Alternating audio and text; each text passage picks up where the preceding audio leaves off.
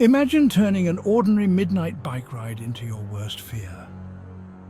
It was a typical summer night a few years back, when a simple midnight bike ride turned into a scene right out of a thriller. Riding alone, the streets were eerily silent, disrupted only by the sound of my own bicycle wheels.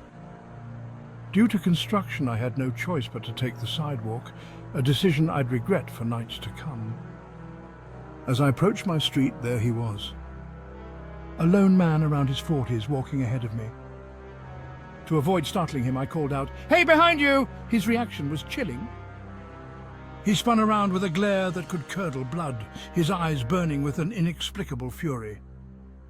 Turning onto my street, I felt a surge of fear as he began to follow me, hurling threats that turned the quiet night air cold. "I'm going to kill you," he screamed. My heart raced. My home was just off the corner, but I couldn't lead him there. In desperation, I looped the block, hoping to lose him. But here's where the true terror kicked in. As I circled back, there he was, standing on my front stoop, staring out into the street as if he knew exactly where I lived. His presence there, silent and menacing, was more horrifying than any scream. I didn't head home that night. Instead, I returned to my friend's place, shaken. And to add a cruel twist, 2 days later, my bike disappeared from the alleyway where I'd left it. This wasn't just a story of a stolen bike or a frightening encounter.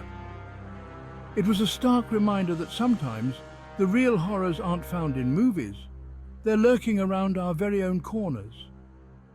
So next time you're out alone, remember some shadows might just follow you home.